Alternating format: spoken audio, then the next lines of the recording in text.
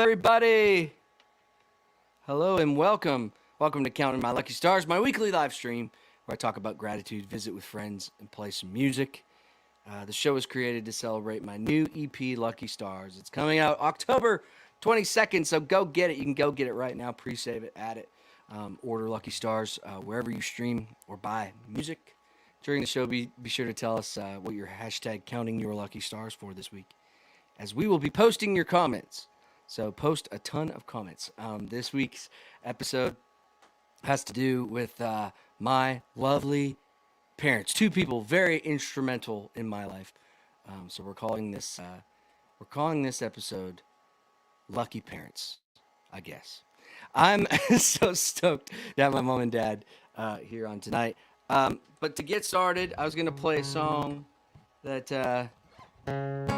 is on that Lucky Stars record that happens to be my parents' one of their favorites.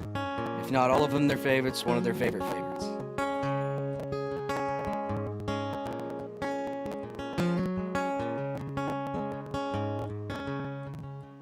What do you think about Mexico? You and me in an El Camino, we're singing along to words we don't know. What do you think about Mexico?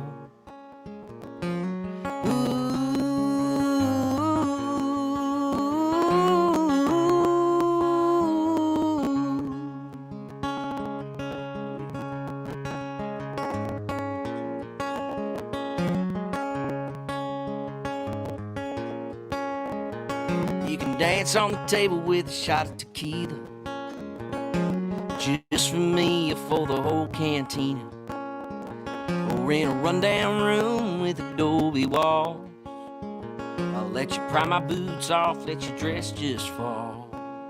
I'll let you pry my boots off, let your dress just fall. Out the window shines a sangria moon, and a coyote howling out of tune.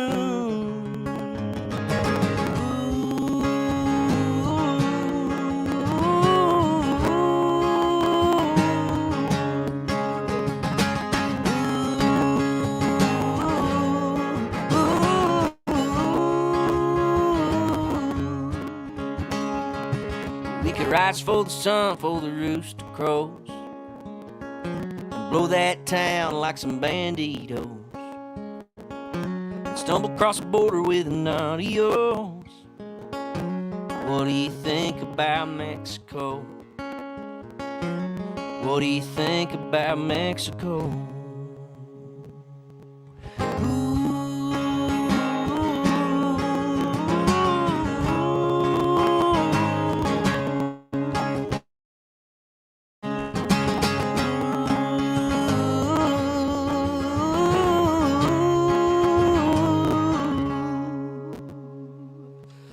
Yeah, baby.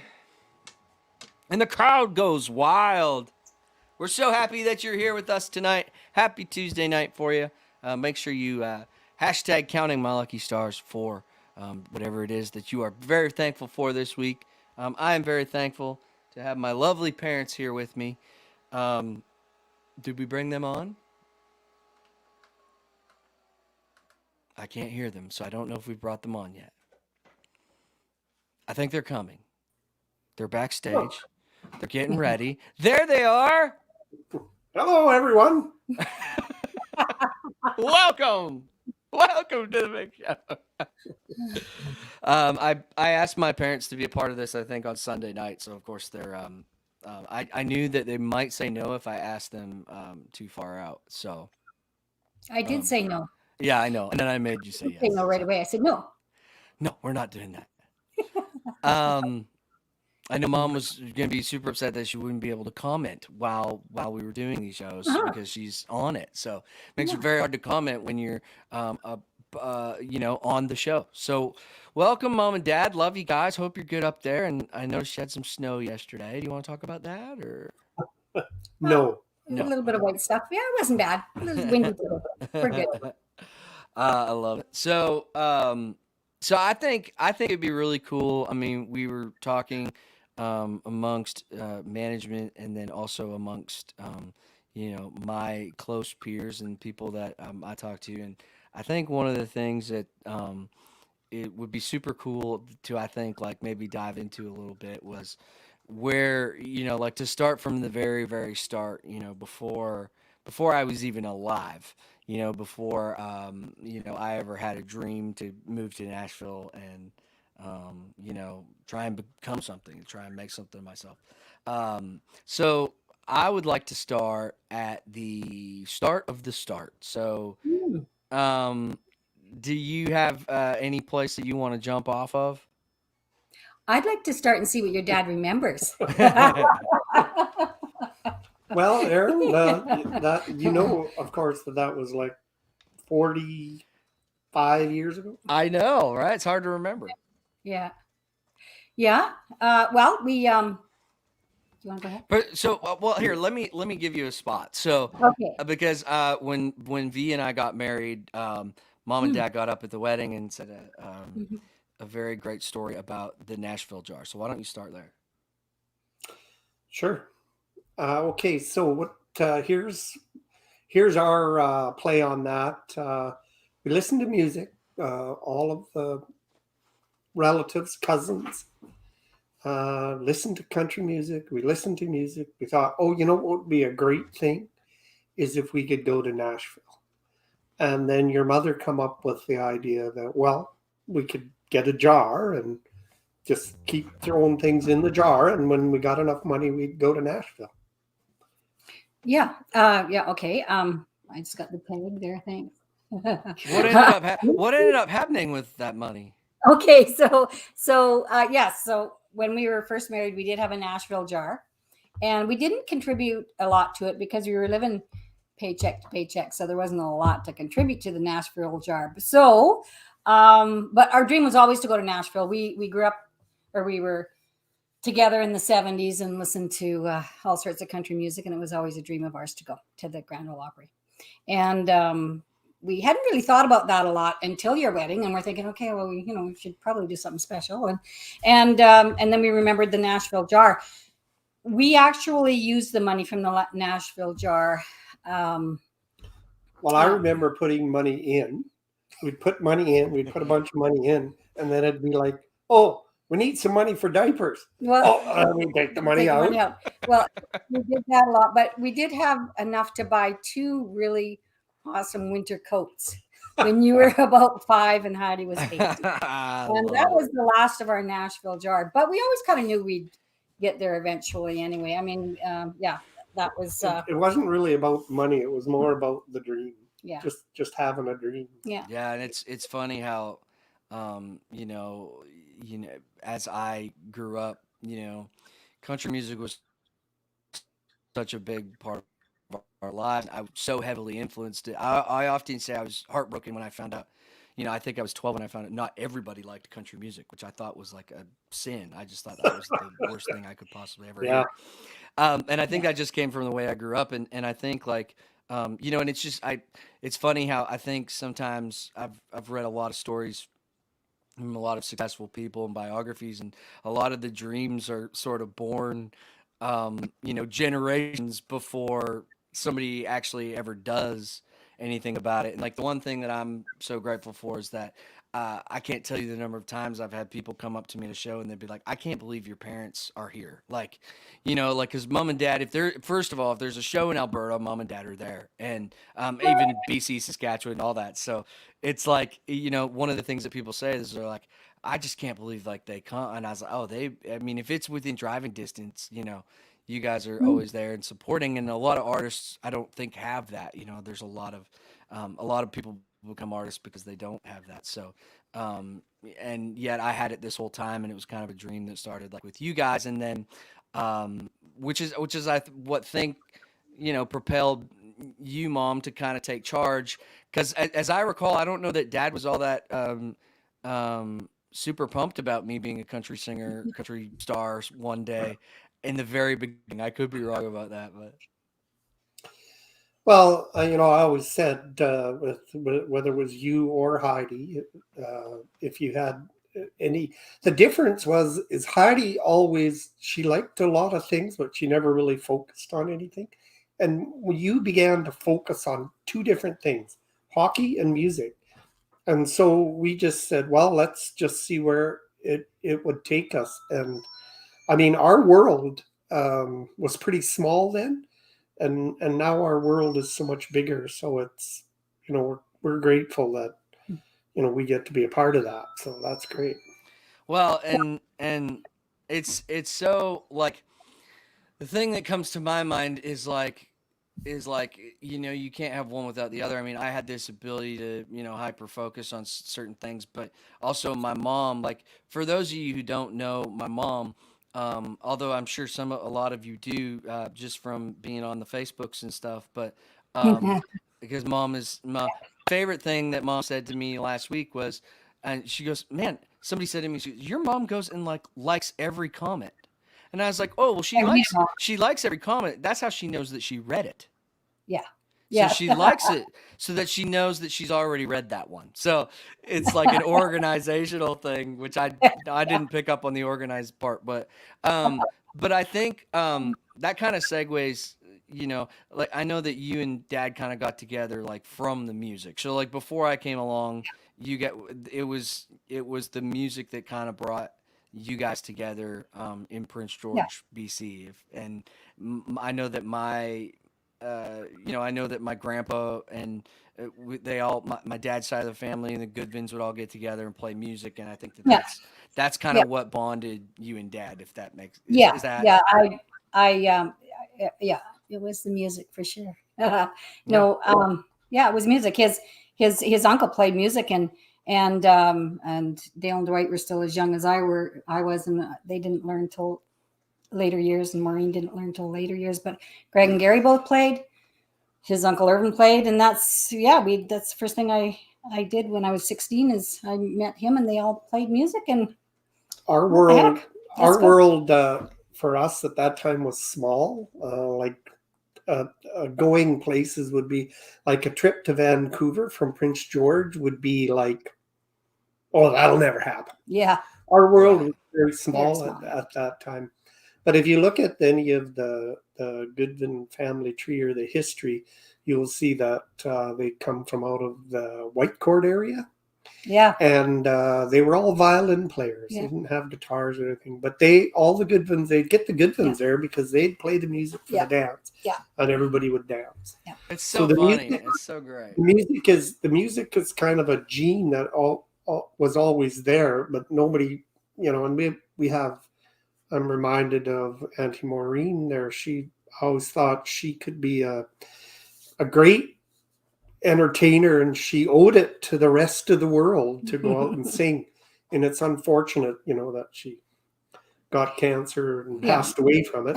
But the thing is everybody needs support when they're doing well. When you do well, we tell you you're doing well. Mm-hmm. If you're not doing well, we don't tell you you're not doing well. Well, I usually sugarcoat, but Dad will tell you.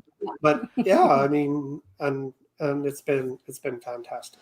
Well, it's what I'm trying to establish is like there's just a huge background of music, and I was probably, like I often say, I was probably the most focused and stubborn, kind of hard-headed, like didn't really want to say no to not doing it. Like when I figured out, and I knew that like hockey for me, I love to play hockey, and Dad brought up hockey music. I love to play hockey, but the one thing that I just absolutely loved was the first time I ever got on stage and played. Like when I got that, something clicked in me. I often say the time that I got on stage with Danny Hooper and played with a full band, I was like, this is what I'm doing for the rest of my life. And I don't know I don't know how old I was, but I knew. And so the other thing is like really early on, like I think there's a few certain things that happened early in my career that kind of set me on the path that I got on, and then was able to just kind of keep building on. But I think without those early pieces, one being that my mom I'm just going to share this story. My mom sent in a tape. I would enter in these contests and never win. They wouldn't even pick me. They would be like, "No, we're not sending you." Blah, blah. The judges didn't like me, whatever it was. And then my mom would videotape her performance. So when that was over and I didn't get picked, mom would Yeah. then send a video to the Well, producers of all this stuff and be like, "What are you guys looking for? Like, I don't understand." yeah, And I did. I sent it to Irma McPherson. Yeah, yes, and then Irma was like, "Yeah, you're absolutely right. He should come do Talent you should come and Explosion." do it. And then from Talent Explosion, it went in Edmonton. It went from Country Vocal Spotlight. And Mhm. then also another big part of it was like I love to sing and be on stage. And my grandma Yvonne was in the MS hospital in Calgary, Mhm. so mom would always be looking for ways for me to go and play in Calgary, so grandma could come watch. So it was always like this. Yeah, It was like this family slash music thing that we were yeah, always trying to yeah. accommodate. So. Always trying to get you somewhere where mom could see you, and Greg's dad too. Greg's dad and Grandma Yeah. Vivian were at all your shows in Grand Prairie. They went to everyone, and then my aunt started. They've been at a lot of your shows too. I see Auntie Mhm. Betty. I saw she was on there, and Auntie Leona. She's on here tonight, and they'll go and see you when you're in Saskatchewan. And how many times they've been there? So yeah, lots of family come and support for sure. So like, so so those are like when we talk about what we're grateful for, like those are moments that I look Yeah. at. Like, we often like 2 is my lucky number, and it's really funny if you go back in my career, the number of times that I landed in second place on everything. Yeah. So my advice to everybody, and generally what I think, like a lot of, if I had anybody, I always tell one of my favorite things that I use in interviews to this day is that is something that my dad told me. He said, "Aaron, do you know I'm the best carpenter I'm the best carpenter in Edmonton or whatever?" And I'd be like, "I don't know that you are the best carpenter in Edmonton, Oh Dad, yeah, he's the but I best. have a feeling you're going to tell me." And he goes, "I just outlasted everybody else." And what I think is funny about that is like if you don't, win the contest, it doesn't mean that it doesn't mean that you're not good. It doesn't mean that you don't have talent or you're going to make something of it, Because I never got first place and I don't Yeah. think anything. I And think if you I did did, one. it was because I was teamed up with somebody else who Yeah, was you doing other you and stuff. Kristen Beagle got first place Yeah. at the Grand Prairie Music Festival. Right, yeah, beautiful Kristen Beagle, exactly. Yeah, So yeah, I was yeah. with her, and then everybody's like, "Oh, this could work because she's really pretty." And then there's this other girl, but Well, she's so talented. but like, but I think it's funny that 2 is my lucky number because Yeah. I've always kind of been, and I still to this day kind of, I still sort of see myself as that kind of like a bulldog artist that doesn't go away. The head of my label texted me today and said. What did he say? He's like, this song is just not going away, or you're just not going away. Like you're just gonna keep going, and that's definitely a part of my DNA, which I think comes from mom and dad. So Yeah. Wow. Yeah, yeah, you have to be persistent, but it doesn't matter if it's music or anything. You always have to be persistent. But the aha moment for me from going from hockey to music was when we were in a final game. It was a playoff game of some sort there. And so rather than having somebody from the crowd sing the national anthem, Aaron comes out to the middle of the ice with his hockey gear on and he sings the national anthem. Did an outstanding job. And I said, well, you know what? Yeah, you can always go into the music business. and then what's even funnier is what just popped into my head is like where you say that where I'm playing hockey and then I'm going over and I'm singing the national anthem. Well, nowadays when I go up on stage, and I tend to have a few jokes that make people laugh. They say, "Well, hey, Aaron, if music doesn't work out, you could always be a comedian." Yeah.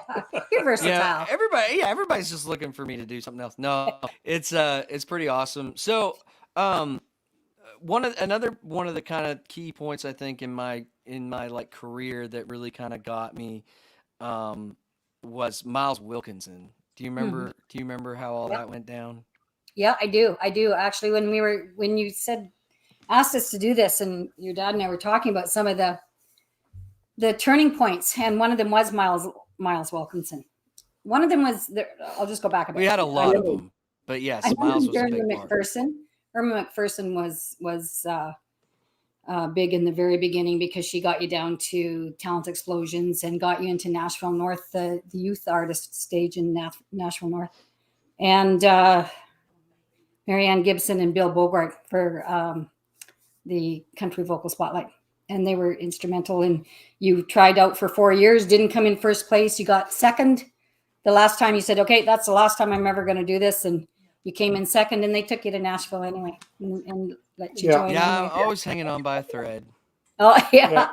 Yeah, that was awesome. And then Miles Wilkinson, who you and Dial and Gillette were playing at a bar on 118th Avenue. I don't remember the name of the bar. But Marianne Gibson was there, and some other people were there from Country Vocal Spotlight as well. But you and Dial and Gillette were there doing an open mic, and you were singing some of your songs, and Miles Wilkinson was in the audience. He was working in Edmonton for that was for someone else. That was Bobby Cameron. Bobby Cameron. Yeah. And he sent you a note, and you opened the note on stage, and he asked, "Are those your own songs?" And so you go, oh, this is cool. And then you went over, took the note to me, and then we asked Marianne, and she wasn't sure who Miles was.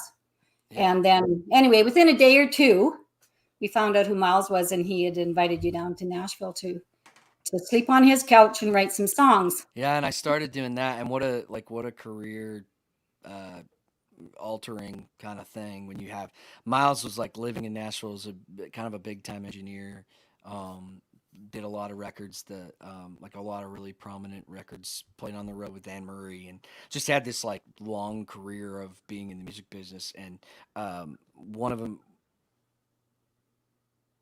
we were always relying on Marianne and Bill Bogart and these people that we considered really close friends in the industry, and we were always trying to get the answers out of them, like, are these people worth it? But Miles was a big part, because for the first 3 years that I spent making trips to Nashville, he pretty much set me up with my writing calendar, which was unbelievable. I mean, my first write in Nashville was with Tia Sillers. Or I was with Daryl Burgess, and my last write was with Tia Sillers, and Daryl had written a ton of hits and a lot of Aaron Pritchett stuff up in Canada, and then had some hits in the States, and and then Tia Sillers wrote out Dance. That was my co-write in Nashville on my first trip. So it's kind of like mind blowing when you really think about it. So I got plugged in really well, just from being out there playing and putting myself out there, and I think. So that led me to Nashville, and then let's talk about like the first time I went to Nashville, or you guys came with me to Nashville. The first time you went with Country Global Spotlight, and all of them, I didn't go. Pigeon Forge. Yeah, remember? You went to Pigeon Forge, and I didn't go. I sent you off on your own because somebody was going to look after you, and we didn't actually have the money for two of us. I was like, I think I was 18 at the time. And you were 18. Yeah, you were already a big boy by then. So, all as parents, all we can do is get your foot in the door. But the difference between that is we never made you. You were not willing to quit, and so because you didn't quit, you learned. You learned the business. You learn the people. Your networking is still fantastic. And that makes a lot of difference, because somebody sings a song, you already know who's singing the song. You probably know when they brought it out, and you probably sing it just as well as they do. And who wrote it? Who wrote it, when they wrote it. So, and it takes, when you've got that kind of dedication, I mean, every time we would bring you from one level, spend some money to get you to the next level, you always excelled at it. So as parents, that made it easy. So you were talking about the first time we went to Nashville with you, and we went down with you on, I don't know if it was your second or third writing trip. And that's when we'd already met Miles here that night at Edmonton, but that was the first time we went to his house and saw where you were sleeping and so on. And but we also went. I was on a little futon couch out in the living room. Yeah, and ways out there. Like you were at Mount Juliet. Mount Juliet, but it was further than Mount Juliet. It felt like It was a ways. Yeah. But we drove you to Daryl Burgess, and I can remember you coming out of Daryl Burgess with one more moment. Yeah, never forget that. One more moment. Yeah. No, Grandpa's guitar. Which one did you write, Daryl? Bird's Eye View. Bird's Eye View. Bird's That's Eye it. View. Yeah, it's one of the three. Yeah. Well, and that was it was kind of an emotional time because we were, had we just lost Grandpa, or we were, or I think we just lost him. Yeah. Well. And, and so I still remember going in. There's nothing. There's no substitute for, hey, I just wrote this, and then. Like we had like a little work tape of it, and I remember Mom was like tearing up in the car, and we were driving around this rental car, and Mom and Dad were trying to figure out how the heck they can send me to Nashville, and thinking that there was no way that was going to happen, and just all the things that you think you're never going to overcome, and that you find a way to overcome it, and I know that you guys kind of instilled in me a lot of the traits that I have today. That have made me successful. So, I see it's been a while, but I'm gonna see if I can't play this song that Daryl Burgess and I wrote. That John Landry ended up cutting. One of my Canadian heroes, and I did a great job too. Did a really great job, and so let's see if we can do this here.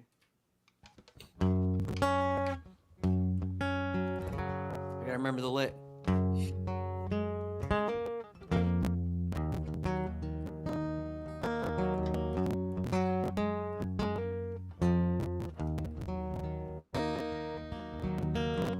My first grapes, my first tears. Looking back, I see it clear. All my childhood years, looking up to you. You always had a bird's eye view.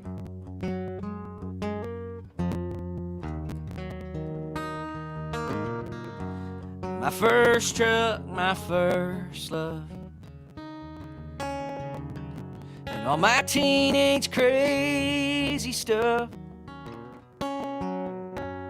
Turning the pages to the pictures of my youth. You always had a bird's eye view. God took you too soon into that sky so blue. But I like to think you're looking down at everything I do, and I know you got a bird's eye view.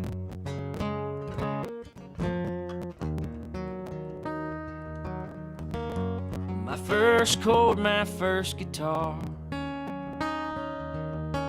sneaking in the back door of the bar. You watch me stumble down the rocky road I choose, but you always had a bird's eye view. God took you too soon into that sky so blue, but I like to think you're looking down at everything I do, and I know you got a bird's eye view. Well, I have only one regret, and there's a girl you never met. Oh, and how I'd love to introduce you to the grandpa that I knew.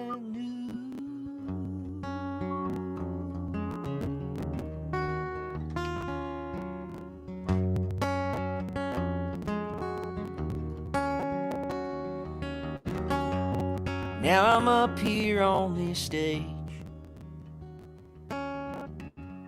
thinking about what you might say. From that front row seat up there in the blue, as I'm singing this song for you. I know you got a bird's eye view.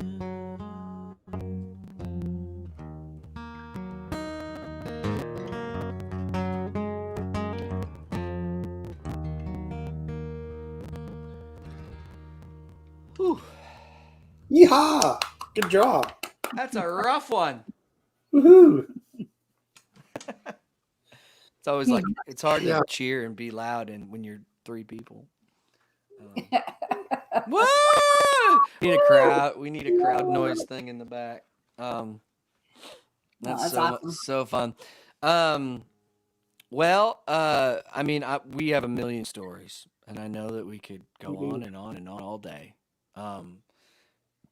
But I love being able to give people kind of an inside look on how it was when it all started, because it's been really, really great in these past few years, and it's been, but there's also there's a lot of other people that, I mean, we could probably stay here all night and just thank people, like so many people, like Johnny Reed for bringing me on my first tour, and there's so many things that had to fall into place for all this stuff to happen. And when I first started at Warner Canada to where I am now at Warner Canada, and Reviver Records here in the States, we've had 6 top 10s in Canada, and it's 1 number 1 and a platinum single, and like there's all these like really amazing things. But I love going back to like take a look at how it all started, because I feel like for other artists out there, they may have like a common story where we didn't have a lot of money growing up, and we didn't have we didn't have somebody that could buy our way through the music industry. We really just buckled down and played as many shows, and Mom took me to voice and guitar lessons for I don't know how many years in Grand Prairie. What was that, an hour and 21 way every Tuesday for how long? I mean, it's crazy. Yeah. Well, I worked for your dad part time, just so I was able to do that. Because working full time at Superior Drugs Store I wasn't able to do that. So my parents made like so many sacrifices, and I'm so just for me to be able to do what I now it's like, oh, it was easy. Yeah.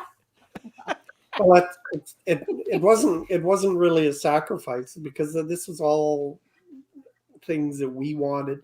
Yeah, we wanted for you, and we spent a lot of time and effort on both you and your sister for the same reason. Yeah. So just like any other parents would do. We had it easy only because you always knew what you wanted to do. And that was, so we just had to support that. So, and there's been a lot of things that, we're thinking, okay, well, maybe that isn't the right choice, but I mean, right now, it's, you've proved that it was all the right choices, and you've got an amazing team, and this team believes in your music. They love your music as much as we love your music. So it's not just us anymore. It's so cool that there's other people that love it as much as we do. like pre-pandemic there, I still remember going to the shows, and some of the shows you did, they were all the same numbers, the same songs, but I still found entertainment value, because every show had a little something different to it that made it special. Yeah. And I've enjoyed it. So, where else can I, it's a lot of time and effort, but if I can get in the show for free, I'm good. We always buy our tickets. I happen to know, I know a guy. Actually, Mom and Dad always do buy their tickets. That's always a funny thing. They're like, well, I saw your mom and dad, like you got them tickets. And I'm like, no, they paid for those. I never know how much we can afford that, but yeah. Well, like I say, I'm so incredibly grateful for you guys. And I know a lot of my fans are just loving this, getting to chat a little bit with you guys. If the fans have any questions, I don't know if Julie is posting any of those. I actually can't see the screen, so it makes it difficult for me to see if there's any questions, but maybe Savannah can yell a few out at me, or maybe The only thing is the next time we ever do is I'm going to bring a fan. I think I put us in the hottest part. No, there's something about being on camera that Like, is hotter than usual. Okay, it's Yeah. hot. It's really, really hot. Okay. One of the things that Camera light. one of the perks, we don't have any questions, I guess, from the audience, but one of the perks about being mom and dad is that you get to hear all the new Yes. songs, and Yeah. you get to as soon as I write them, and you get to see the music videos. We're really excited about the Lucky Stars music video that'll be coming out Yeah. very soon. That's probably well, I can't say it's the best one because I have to say your wedding one was the best one. Woman in Love was probably your best video because it was an actual video with a lot of friends in. It's hard to get all those people that you love in a video. It's really hard to do that. But if you shoot it during your wedding, you can make that happen. Yeah. So there's lots of friends in that wedding or in your wedding video. But the one coming out for your next single is, well, I'll have to. It's our second for sure. Yeah, it's amazing. Yeah, amazing. It's Can't awesome. wait for everybody to see that. Yeah, and we have to thank because a lot of our early musical influence, and even to this day, comes from our northern family up in the Grand Prairie area up there. Yeah.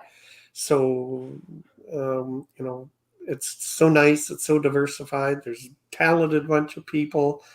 They have a good time. They have a lot of fun, and we're just happy to be part of it all. Yeah, we are just really happy to be part of it all. Thanks. Wow. And thanks to your team, your amazing team. Wow. Yeah. They are the best. And yes, I probably will still keep posting. Next week, I'm super excited. Everybody come back Tuesday night, 7:30 Central, for episode 4.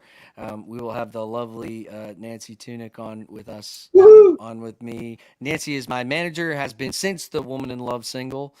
Which, I mean, we're talking 5 years, and is a huge part of my team and my life. And we love Nancy. Very close friend, and she is awesome. So it's going to be so much fun next week. We're going to have a good time. I thought I would knock out one more song before we all leave. See what I did there? I was going to play this song because this was the first song that went out.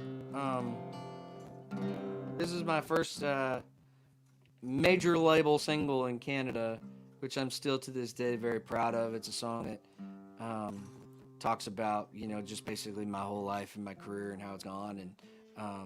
And for those of the people that didn't get me, it's nice to have a song for them too. So I'm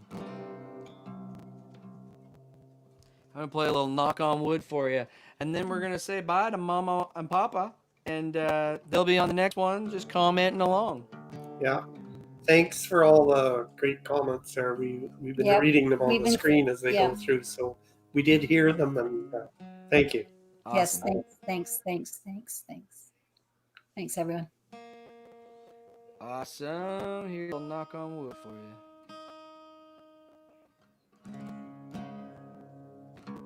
As soon as I'm in tune, we'll do it.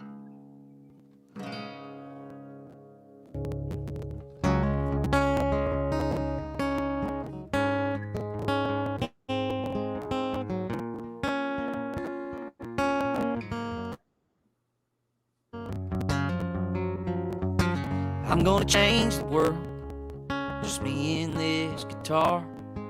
And I'm gonna bank more money than you can fit in 20 tip jars. I'm gonna leave those bars or sell out in Madison Square. 18,000 screaming fans, burning lighters in the air. Knock on wood, yeah, with a little from up above, coming down from the man upstairs.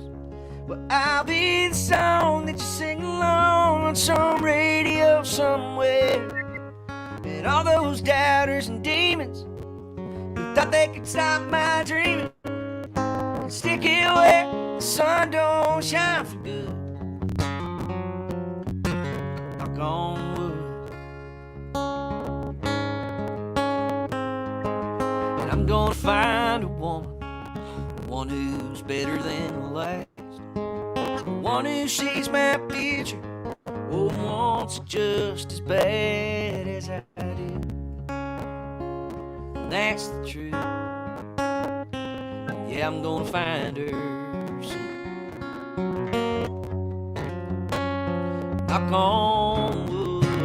Yeah, with a little luck from up above, coming down from the man upstairs, I'll be the song you sing along on some radio somewhere. And all those doubters and demons thought they could stop my dreaming. Stick it where the sun don't shine for good. Knock on wood.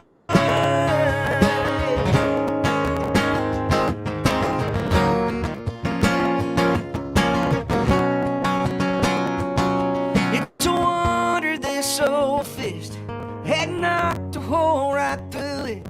Well, this table where my mama sat said, son, you can do it. Yeah, I swear it's gonna work out like it should. Knock on wood. Knock on wood. Knock on wood.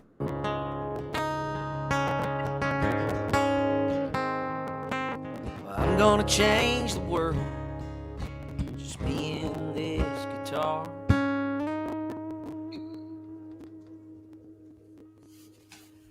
Yay! Thank you very much, everybody. Thank you, Mom and Dad, for being here today. 3 things I'm grateful for to end off Counting My Lucky Stars, episode 3. This week, Boy Like Me is a Canadian #1. It's the top. I'm the top Canadian artist on the charts. This week, sitting at number 9, we are super excited to announce. I know a lot of our fans are in Canada, but we're super excited to announce that we have a U.S. tour coming very, very soon. Nice. There's 13, 14 dates. We cannot wait to go. It's going to be so much fun. Stay tuned. And then also this weekend, I just got to hang out with my wife and do nothing at all. And for the first time in a long time. And our roomie, Savannah, was out of town. And V and I just sat around. We watched some TV. We didn't do much, but it was awesome to get that quality time with her and the dogs. So I'm grateful for that. Thank you all very much. We will see you next week. Counting My Lucky Stars, episode 4. Thanks for hanging out with us tonight. We love you all. Bye-bye. Bye.